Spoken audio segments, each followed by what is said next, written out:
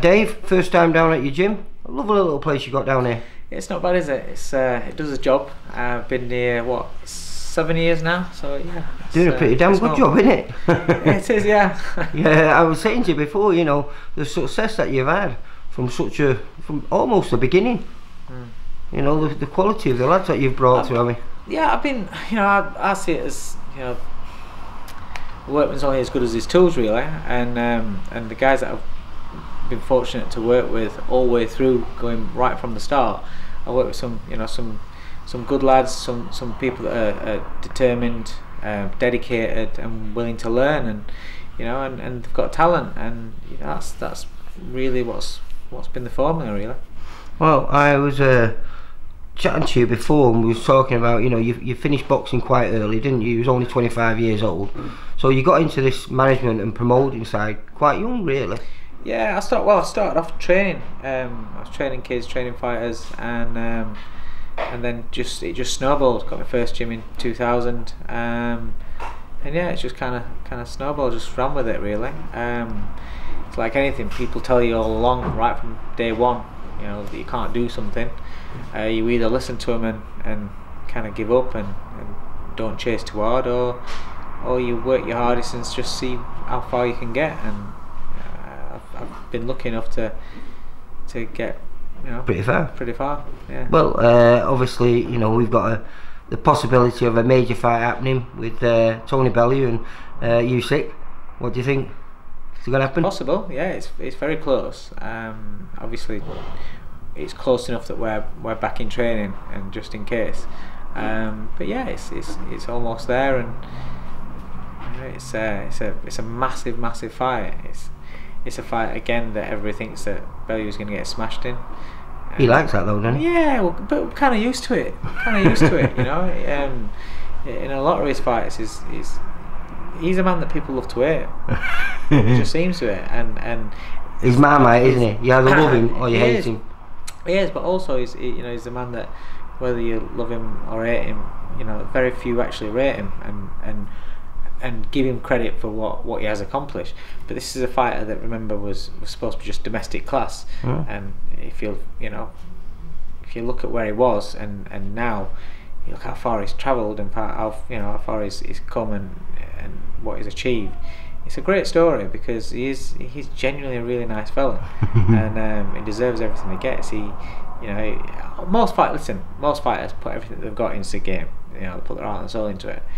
Bellew's, he's got. What you tend to find is that people that are at the very top, sometimes it's a mentality that makes a difference. Because Bellew will be the first one to tell you that he's not the most naturally talented. There are far better, you know, far more talented fighters out there and coming through than what Tony Bellew is. Why is he doing so well? Because he works so hard, and he's I know that, so but driven. Realistically, he was a light heavyweight. I mean, I know as an amateur he was always fighting at a heavyweight, but 91 kilos, it was, you know, cruiserweight really, wasn't it? Yeah. And so when he moved up from light heavyweight to cruiserweight, everyone was saying he was just a fat light heavyweight. Yeah. And now he's a fat heavyweight, and he's beating people that he shouldn't beat. Yeah, but again, this is what I'm saying to you, is if somebody's extremely talented, and there's been so many fighters that are extremely talented, far more talented than Tony, like I said, and far more talented than a lot of fighters that make it, but they've got that talent, but they're missing in a different department. The hard work. They might work hard when they're at the gym, but when they're out of the gym, they party hard, whatever, this, and it catches up in a fight. They might be naturally talented, but don't like the going when it gets tough, and kind of like ease off the pedal a little bit in the gym. That might find them out. There's certain elements, just because you are naturally better than somebody, naturally more talented, naturally more gifted, athletic, doesn't mean that you're going to win. Doesn't mean that you're going to make it at the top. Because, you know, in sport, not just boxing, in all forms of sport, there's always stories of people saying he's Wimbledon, he was better than him. He was better than him, and but yet he didn't make it. But yet this kid did make it, and you know, Bellew's a prime example of that. I wouldn't put anything past him. So if he did big Usyk, where does he go? Home. Is that it? Would he retire from there? That's it. What else is there? What else is there to achieve for him? Well, he's talking about Tyson Fury. Yeah, but But Tyson Fury's now fighting Deontay Wilder, and it's, I suppose, a lot you know, depends on what happens in that fight. But while if he beats Wilder, then an AJ beats Povetkin, then that's the fight that's going to get made. It's just got to. So that's out of the window. There's nothing else for him really to do. I would, you know, I've said before that I want him to retire, and this will be his last fight. You know, we've spoke about it. This is his last fight because this is going to be a tough fight. It's not even about the fights now. It's about the training camps. Yeah. He's older. You know, he's older. His last few camps, he's been getting injuries in camps and things like that. You have to modify his training to allow for age, like you do with all fighters. Fighters have got a shelf life, and you know, in this game, the bigger guys, you get hit hard. You know, there's a lot of force going. You know, that was amazing though. So. You know, I mean, before in the first fight with Hay, before Hay had done the damage to his heel, he hit some big right hands off David Hay. Yeah. He seems to be able to absorb a punch much better at these heavier weights than he did when he was light heavyweight. That's what I'm saying. Everybody likes to go and talk about Stevenson. Oh, Stevenson did this. Yes, he was a light heavyweight. He was a 6'3" man, boiling himself down to 12 stone 7. Unless you do that, listen, most people that work in an office or whatever, when they go on a diet, a strict diet, they feel a little bit weak, they feel lethargic. Oh, I can't be asked to go to the gym today, I'm tired. Imagine then having to go diet into the extreme and then go and do the work that fighters do in the gym. I'm 5'7" and I can't get to cruiserweight. Yeah, but this is the thing. You know, when you struggle, don't get me wrong. Stevens is a monster puncher anyway, and a very, very good fighter. But you've got to understand how people absorb shots when they're strong and fit and healthy. Yeah, in comparison to that, Well, the reason why I came down here, you're the enemy, because we've got two of our lads who are going to be used to that role.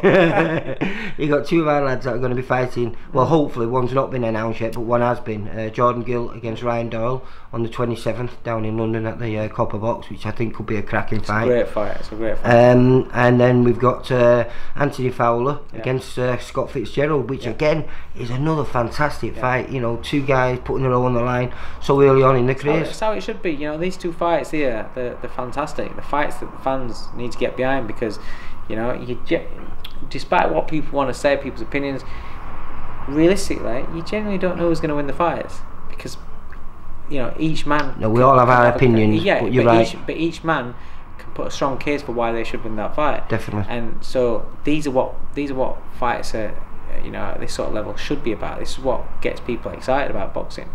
So they're both great fights.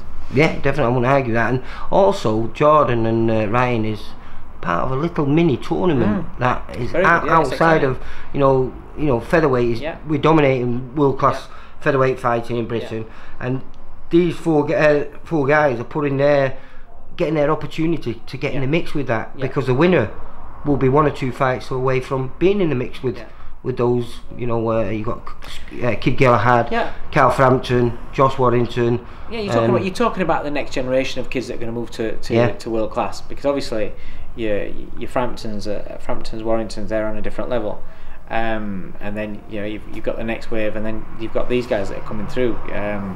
You know, the winner of Jordan and Doyle, the winner of Isaac Lowe and Ryan Walsh, they'll then fight.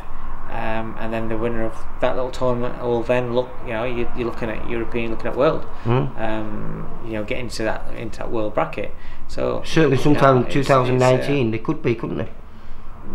2019, 2020 for sure. I think the winner of this tournament will then move. Well, I mean, you've got time with Jordan. He's only 24. He's the baby of the bunch. Yeah. So you know, but the others, you know, I think Ryan's 27. Obviously, Ryan Walsh is 31. I think 32 coming up, and Isaac's only a baby. I think he's only 26 as well. So realistically, it's you can see I'm smiling. It's exciting. It's exciting times. It's a really good, really good little tournament that's going to go off.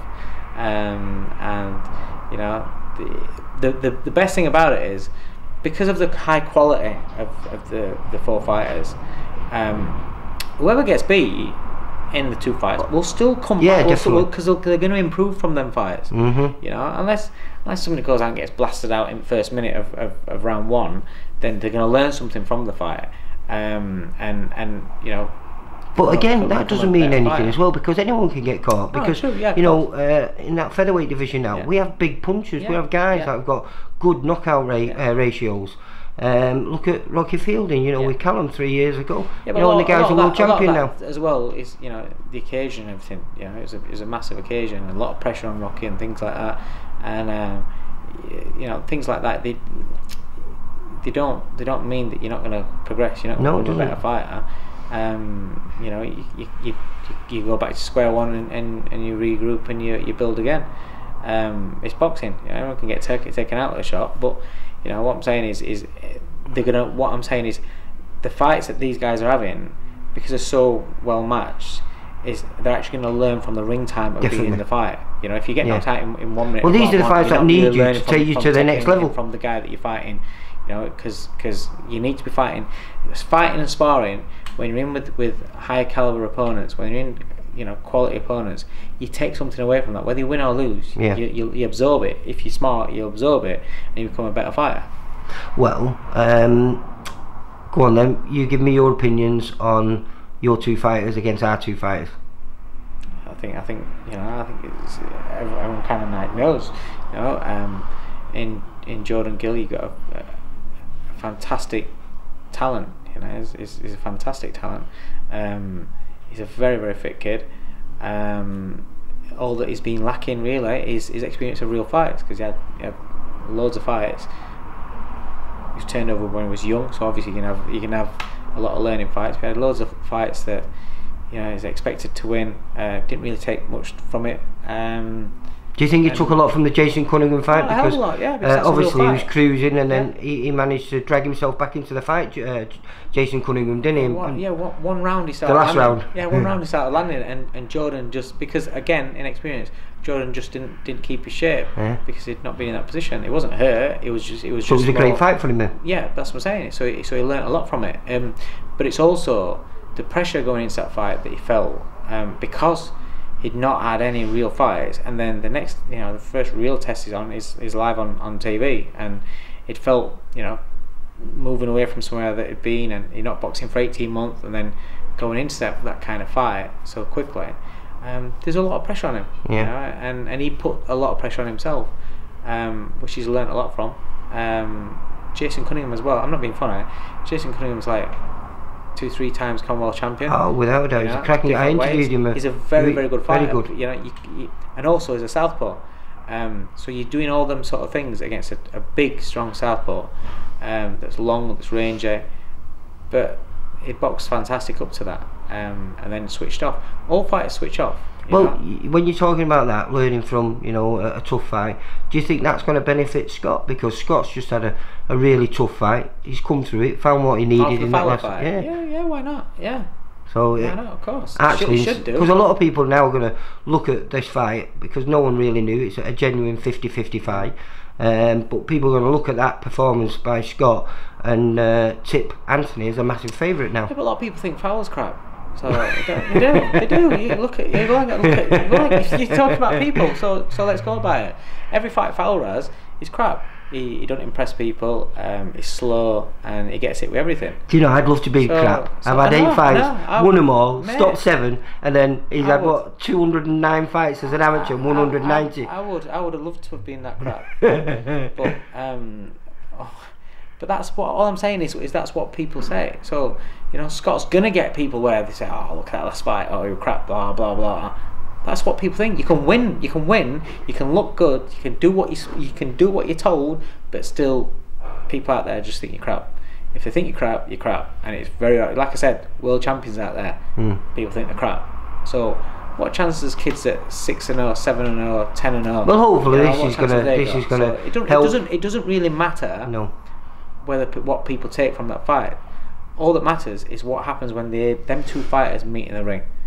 That's all that matters. When them two fighters meet in the ring, fireworks, isn't it? Then you're going to see. Yeah, definitely. Because they both can bang, both quality. So I think the public are in for a real treat. I think it's a great fight. Again, you know, at this stage of the careers, it's a great fight. What, Scott, about 11 fights in, something like that. You know, Fowler's at 8. It's the fight that I asked for. Before Fowler's last fight, I asked for it for Newcastle October 13th. obviously Scott got this fight coming up. Now, you know, I'm hoping that it happens in December. Yeah. That's what. Well, obviously, one last thing. You've got October the 6th. You got Jamie going over to going over to Chicago. Yeah. And fighting Daniel Roman for the world title. Is it WBA? Is it? WBA. Yep. WBA super champion. So there's no arguments about it. It's a proper world title. But you know something. I know you know you're proud of all your fighters, but is it not just a little bit special from where he came from? Yeah, because Gav's the man that's it's similar to Tony, the man that's supposed to not supposed to do anything. You know, Gav McDonnell, he's pure hard work. You know, he's lived in his brother's shadow. He's come along, boxed on his brother's undercards. You know, only getting opportunities really because of his brother being a world champion at the time, and now he's you know, this last year. He's had 2 fantastic wins, you know, against Kamal Yafai was a big underdog. Everyone thought he was going to get smashed in that. Team GB, quality, blah blah blah blah blah. He went in there and put on a masterclass. Did everything right. Schooled him. And then Stewie Hall, former champion, he's gone in there, done the same with him, put on a great performance, and now he's fighting for a world title. You know, and this is what it's. This is his. I can't explain to you what this means to him. I just really hope that he performs how he can do on the night. He seems to have got that groove now where he understands what he's doing, he understands what he's good at, and he's going in there and he's being consistent in his performances, and he's consistent in the gym now, whereas beforehand it'd take him, you know, he has time off, comes back, takes him 4 weeks before he even looks like half a fighter. Now this time it hit it quicker, and we're 4 weeks away, and I just see him there. He looks in great shape. Yeah, he's flying. He's doing everything right. He's flying. He's looking good, and he's very confident. He's very confident. It's a very good fight because Daniel Roman as well. He's another one. He's not outstanding. Gav's not outstanding. He's got a couple of blemishes. I think he's got 2 losses and a draw in his record, hasn't he? I'm not talking about losses. They don't mean anything. But what I'm saying is they're both fighters to look at, and as far as the fans are concerned and people in boxing are concerned, they're very good fighters. But they don't do anything outstanding. You know, they're good fighters. So it's very well matched. They both got great engines. Both seem to get stronger as it goes on. Usually it's Gav that's a lot fitter, a lot stronger as the fight goes on. He's now meeting somebody that can we think makes for a great fight then, match doesn't it? that. So I think we're gonna have a very hard, well fought 12 rounder. I think it's gonna be a very good fight. I think there's gonna be a lot of action in it. And at the end of it, I'm really confident that if Gav gets everything right, does everything that he's been doing, and builds on the last 2 performances as he should do, then I believe that Gav's dreams are going to come true on October 6th. All right, then, we'll leave it on that. Thanks a lot, Dave. Cheers, mate. Thanks for coming. Thank you. Bye bye.